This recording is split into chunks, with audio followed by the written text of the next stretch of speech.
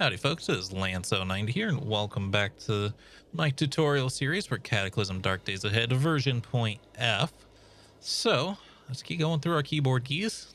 I'm sorry. It's got to be done. R, reloads items. Anything in here, it counts as both ammo and like batteries, anything that you can put into another thing, basically. So you can see the cell phone is here. It already has 150 out of 150 battery though. It says I don't have a battery to put into it, so it's not going to let us do it. But I can. We'll get to it when we get to the U key, I guess. Shift R is reading. That'll allow us to read anything that's nearby or in our inventory. Shift T takes off clothing, so it allows you to take off something. This doesn't drop it. This just puts it in your inventory if there's room for it. It'll drop it though if there's not enough room. Regular T is throw something. Everything in the game can be thrown, just like everything can be wielded. Obviously, though, the effectiveness of that is going to vary. I very rarely throw stuff, but it is an option. Y is a alternative key for navigation. Same with U. Y seems to move us in the top left, and U seems to navigate us to the top right. So you can use those instead of shift arrow keys. Actually, shift arrow keys doesn't do anything, so they may have changed the keys for that. But you can use those keys to do that, though, at least. I, inventory, talked about that. O opens things that are nearby, so like this window, if we press O on nearby it, it'll open. If we have multiple things we can open nearby, though, we'll have to indicate a direction. Shift O.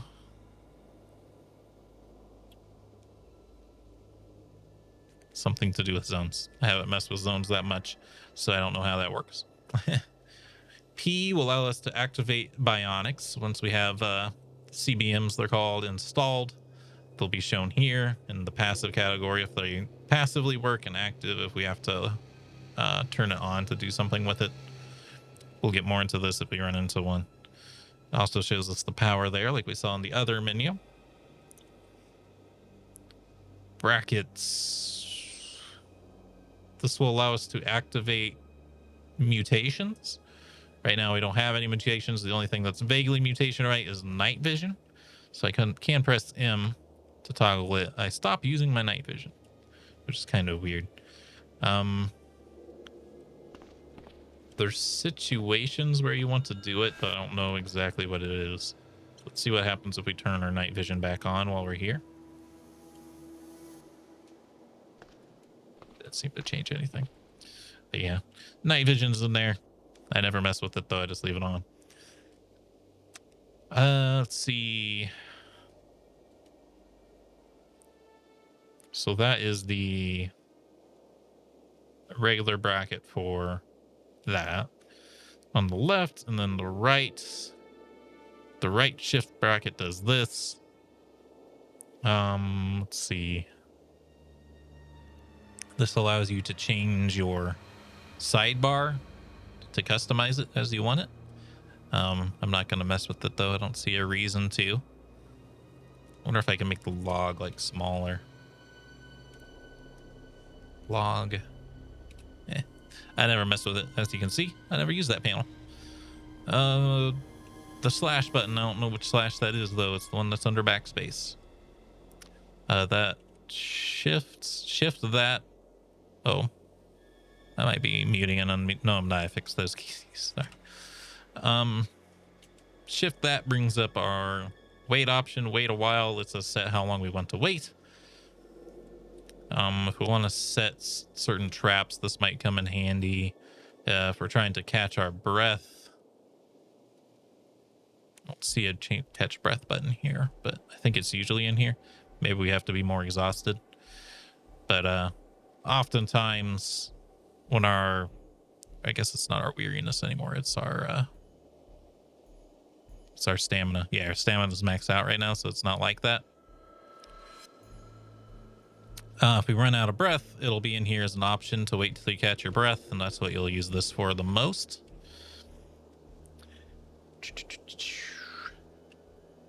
A A is just activate. A for activate is how I remember it.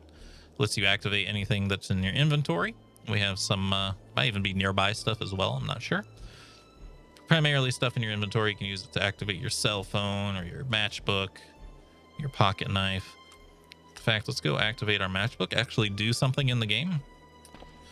What we're going to do is we're going to walk out the door here. You're going to hear new sound effects as we're outside. I'm going to activate my matchbook, and it's going to say which direction. I'm going to light this bush on fire. Ooh, there's a high detailed sprite now for fire, apparently. Hold on, the in-game sound's a little high.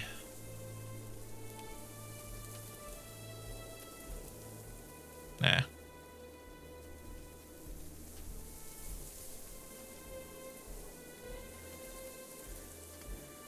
I don't think it takes, though. I think you have to reload into the game for it to take, unfortunately. Anyway, so that activated our matchbook. It lit a fire on this bush. You have to have something to light. You can't just light a tile on fire if it's empty. You can say you happily light a fire down here, and that should mean that if we press V, yep, our penalty for lighting a fire is gone, and we now have +7 morale for lighting a fire. And spending time next to it also gives us a bit of a bonus to that. Now our focus is actually going over 100, which is fantastic, and that's why we picked Pyromaniac. It sounds like this bad thing, but it's actually good. It's not even bad, really. And we can just leave and we're fine. So there you go. Made a burning bush. Next step. Let's see, that was our activate. So we can also like activate the cell phone. Looks like that just turns the screen on, which will provide a little bit of light, I imagine. Doesn't seem to do anything else. If you do Shift A will activate whatever property your wielding item has. The time I use this the most is if I'm wielding a crowbar type weapon. If you're wielding a crowbar and you do Shift A, you'll be able to just pry open things that are near you rather than having to go in here and do it. It's a little quicker. In fact, one of the best starting weapons used to be the makeshift crowbar. It's been nerfed though, so I don't find that useful anymore. The cudgel's a lot better now. So S is awesome. S is smash. We tried to do this earlier, but we didn't have a weapon to do it with. So S tells you to smash. It'll tell you which direction. I'm gonna smash these friggin' benches. Some of them will put up more of a fight than others, but there you go. Now our stamina is actually a little bit lower because we did some physical activity. So now if I do shifts and the button below backspace and we do wait a while, you can see that the catch your breath item option is there now. You'll want to do that if you're fighting zombies or something. Well, not while you're fighting zombies, but between fighting zombies, you want to make sure you do that every time, because if you run out of stamina, you die, basically. Now we can look at these piles with E. You can see here's the planks that we were talking about that we needed, so those will come in handy. Shift S is save and quit. We might as well do that because we changed the audio setting. I think we have to totally exit out of the game though to do that, so let me do that real quick. The game moves faster than it used to. My god, it's so useful. It used to take forever to do that. I was like, maybe I should have paused the video, but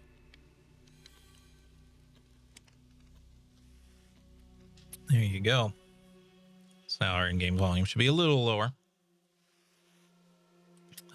D, we talked about. D is drop underneath you. Shift D is drop things to this, whatever direction you pick. F.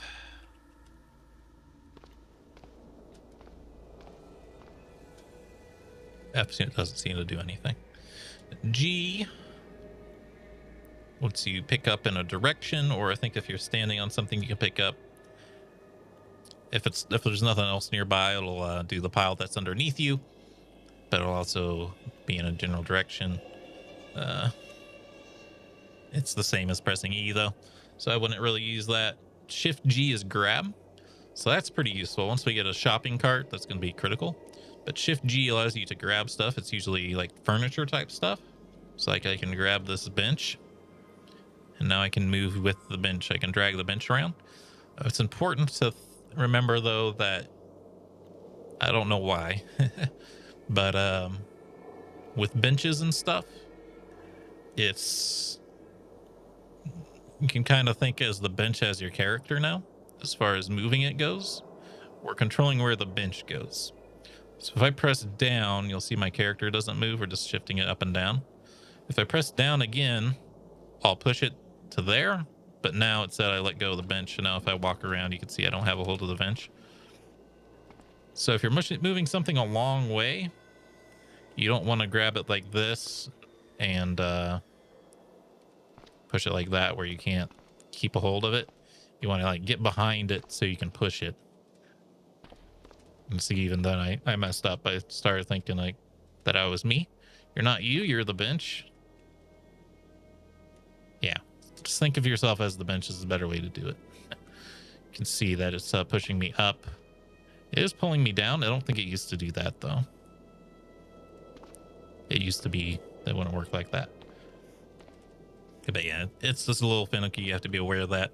A shopping cart or something, anything that has wheels that you grab and drag, that won't have that thing going on. It'll be like you're actually just pulling it, and we'll demonstrate that once we get it. But it's not nearly as bad. H is another movement key. Apparently you can also shift that to look at, ooh, that's not good. I reset my view here. Ooh. Okay. Let's hope it doesn't save my view like that. So don't do that. Don't press shift and a direction key. At least those ones. All right. Okay, J is another movement key. I'm not going to see what the shift J does. K is another movement key. I'm not going to mess with it. It's basically if you have like a smaller keyboard of some sort, or mobile controls for the Android version. Let's see, semicolon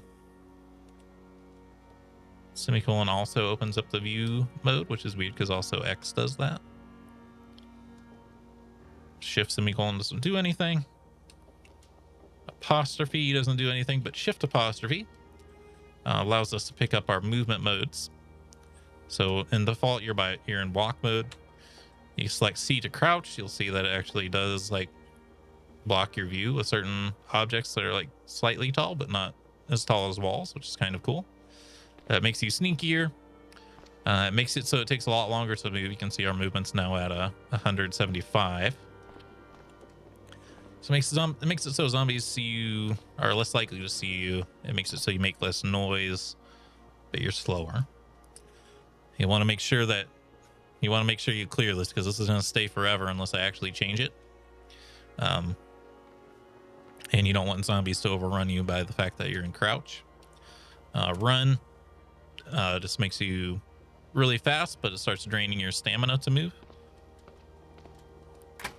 You usually can't even run that far. You can hear there's a sound effect of my character breathing now, which is really annoying. See, my stamina bar is already down to half. It's like an emergency situation thing. You don't want to use that until you're about to get overrun. Let's wait and catch our breath though, because I don't want to hear him panting.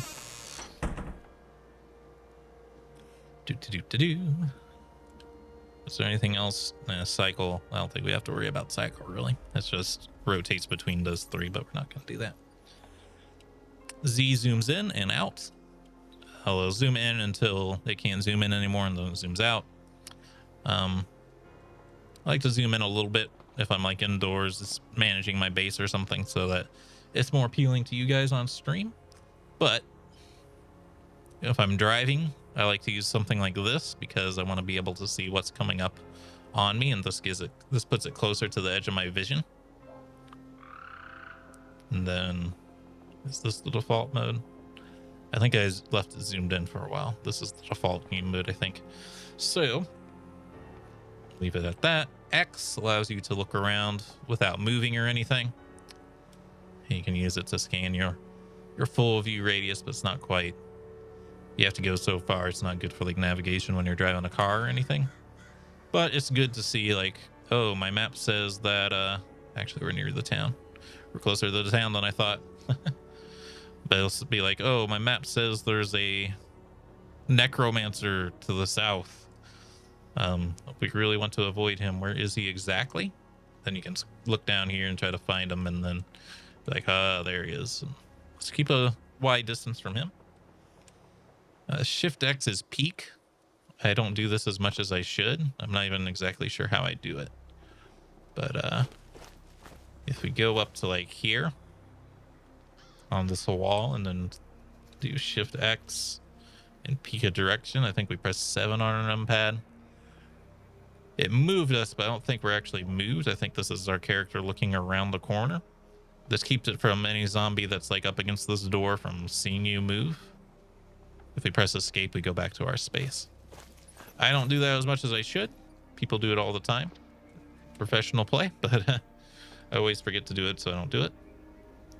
C is the opposite of O. It's close things. Shift C, though, is talk. We'll talk to this NPC a little later after we're done with these keys. V, we talked about. Regular V is morale. Shift V lets you look around at objects you can pick up that are in your sight. So you can see it's listing everything in these piles, and you can scroll through them, and it points to where the tile is. And there's even a rock way out there that I can see. That's pretty helpful if you're like going through the city streets and kill like 1,000 zombies. And you're like, okay, there's a lot of stuff here. Let's just press Shift V. And we can even put a filter on. So if I'm like, I just want to find a gun, I can put like, is there an AR-15 in here? And just put AR. And it'll be clear. Or in this case, if I want to, and it'll stay too if you set your filter to something. You'll see like, oh, now there's no items nearby. Nope, it's just that there's a filter in there. All right, put the rock in. You can see now only the rock is there. But what I usually use it for,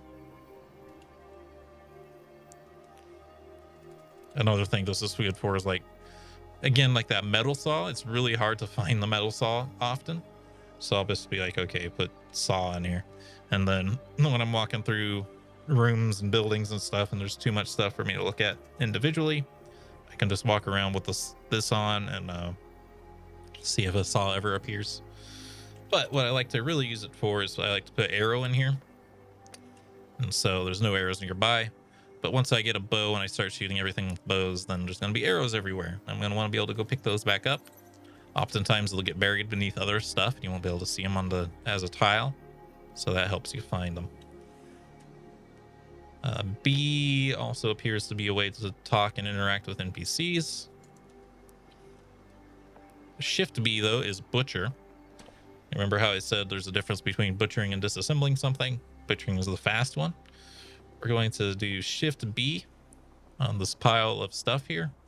And I'm going to do, I can actually do Shift B again to select sheet, or I can just select it with enter. It's going to take an hour. Well, this says it's going to disassemble it. We don't want to disassemble it necessarily. We'll have to think about that one. We might have to do some more steps to make sure that we butcher it instead of disassemble it. They may have changed it so that you don't butcher clothing and stuff anymore. Maybe now you can only disassemble it, because it is kind of weird that you butcher clothes, but that's also how you butcher animals and stuff if you're trying to get the meat.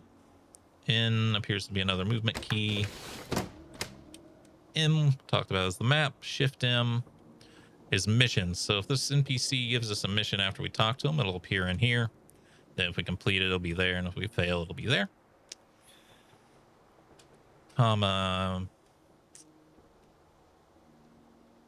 So comma and period are also the greater than and less than signs when you're pressing them. Let's see if we have a way down in here. We do. Hopefully there's nothing scary down here. These are staircases.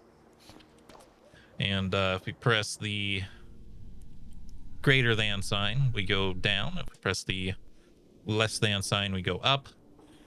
So that's your way you get through up and down floors. Period, I think, also waits for like a tick. Yeah, it waits for 1 second. So you can do, if you just are waiting for a zombie to come to you, you can press period to wait. You can also press 5 on your numpad to wait a second, which can be very useful. Backslash is an advanced sort feature. So like, see, we have these 3 big piles of garbage. We're like, I want this to just be in one big pile. This is where slash can be really used. So this is, each one of these is a tile. This is set to our inventory, actually. That's why it says I here is highlighted. But let's say I want to make the pile that's, we're in the 5 tile right now. I want to make the tile to my top right be where I want to put all the other stuff. And you can see it lists here, this is the stuff that's in the tile 9 here. And it'll also tell you what it is, how much stuff is there, how heavy the entire thing is, and then you can also see the specific items, how heavy they are, so on and so forth. So I'm just using the arrow keys to get between these 2 tiles. So I've selected this one to be tile number 9. I don't know what A is. I think A is just maybe all, but I don't really mess with that. Now I'm like, okay, I want to move everything from tile 7 to tile 9. So I make this one 7 by pressing 7 on the numpad here. And then I can just start pressing enter on these to move them over. So it's now that tile is empty, and now tile 9 has more of that stuff. If I select 8, another useful thing here is, I think it's either M or comma. Okay, it's comma. Comma moves everything in one section to the other all at once, so that I don't have to press enter every time. That's going to come in handy once we have like hundreds of stuff, and we will. Believe me, we will. Now you can see everything's just in one big pile, which is very nice. We can even confirm with E here. You can see there's a lot more planks and stuff in this one pile now. And shift question mark is your key binding. So everything I just talked about. If you want the speed run mode, you just go here and look through this list. There's a lot of stuff, and you can see there's a lot of stuff that's not even bound that you can bind if you want, but I'm not going to mess with it. And I think that's all I'm going to go over. I don't see any other buttons of critical importance here. So I think in the next game, we're actually going to start gameplay. You're probably like, what the frick? Freaking, it's like episode 10. We haven't had any gameplay. Yeah, that's Cataclysm for you. That's why it needs a tutorial series to play. But I hope you all enjoyed. If you did, remember, hit the like button. Keep the conversation going in the comments, and subscribe if you'd like to see more. Until next time, hope you have a good day.